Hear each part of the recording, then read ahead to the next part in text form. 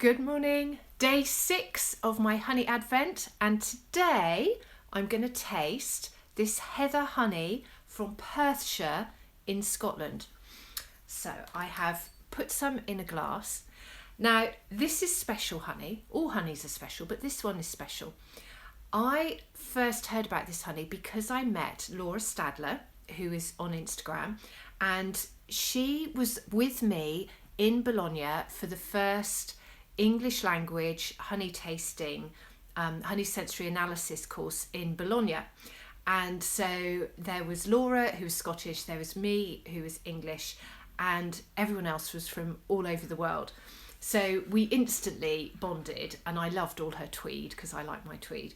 Actually, I should have worn tweed today. Sorry, I'll have to wear tweed for another honey.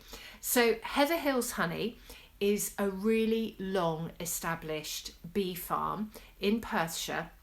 They started in 1945. So Laura has not been with them that long. She's a bit younger than me.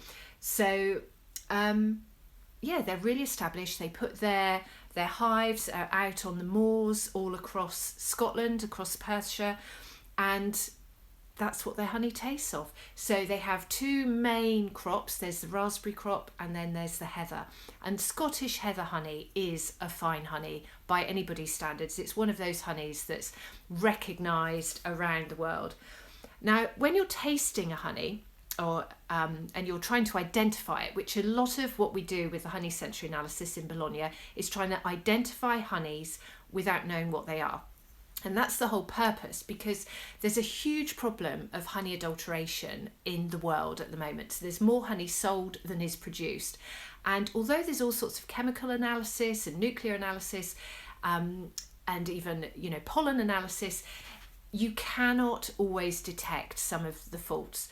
So quite often with adulteration, honey can be diluted with sugar syrups, with rice syrups, and to the uninitiated, it will just taste sweet. It will taste like honey.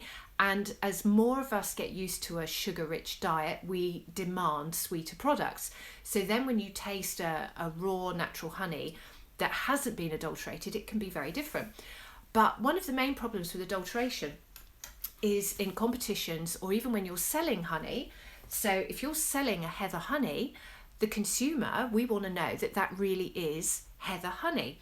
Now you can test it by checking how many grains of pollen are actually in the under a microscope. You can check how many grains of pollen of the heather are actually in the honey. But when bees are collecting nectar, the pollen is just what they pick up on their hairy bodies. It's not what they go to the plant to. They either collect pollen or they collect nectar. They very rarely collect the same on the same trip. So the pollen is not quite as accurate. So by studying honey sensory analysis, what you're doing is you're gaining a knowledge of all the complex, the aromas, the look and the taste of the honey, so that you can tell that this really is a heather honey. And this really is a heather honey. This is a smooth one. Some heathers can go quite grainy, but one of the things that helps me when I'm trying to identify a heather honey is the slight ginger colour.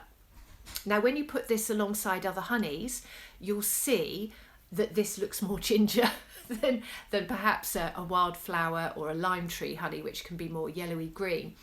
So, now, when I tasted the bell heather, which is from the other end of the country, from Dorset, yesterday, you do get a different aroma, and yet it is that peat, it is that soil. So there's something about the soil that heather really grows well on, and you can smell it. It's rich. It's just,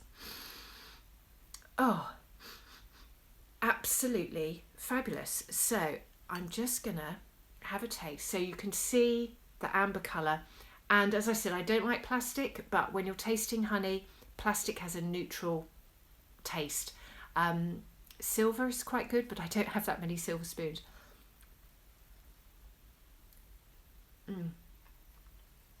Now I'd say this is warm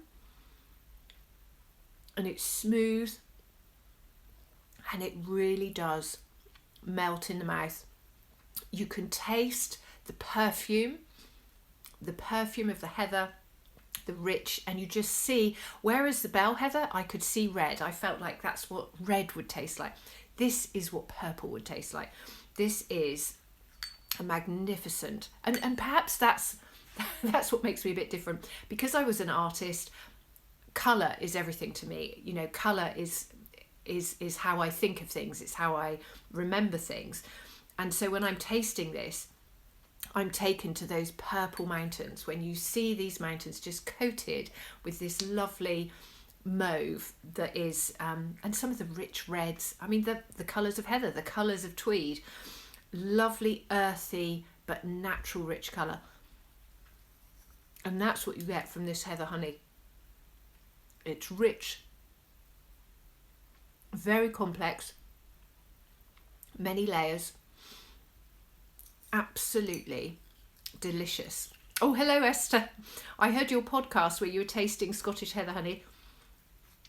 I can't remember if it was your favourite or not, but this is good stuff. So this is Heather Hills honey, really good, lots of medicinal properties, brilliant heather honey.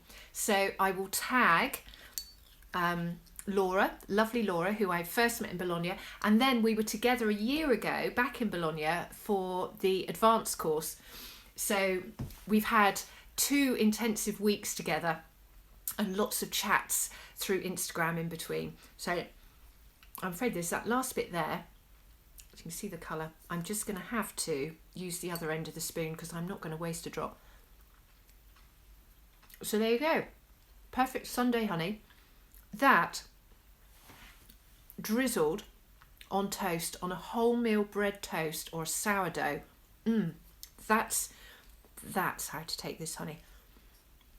So there we go. Happy Sunday. Happy Advent, day 6. So join me tomorrow. Oh, you're eating some now. Wonderful. What a better way to start a weekend than having a spoonful of honey. And those of you, another interesting little fact about honey is a spoonful before bedtime helps you sleep.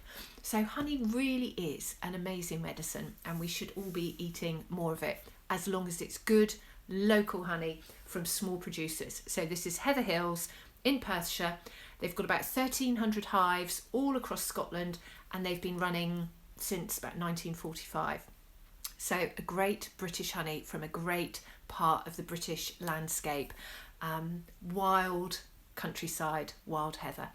So thank you for joining me, and I'll see you tomorrow.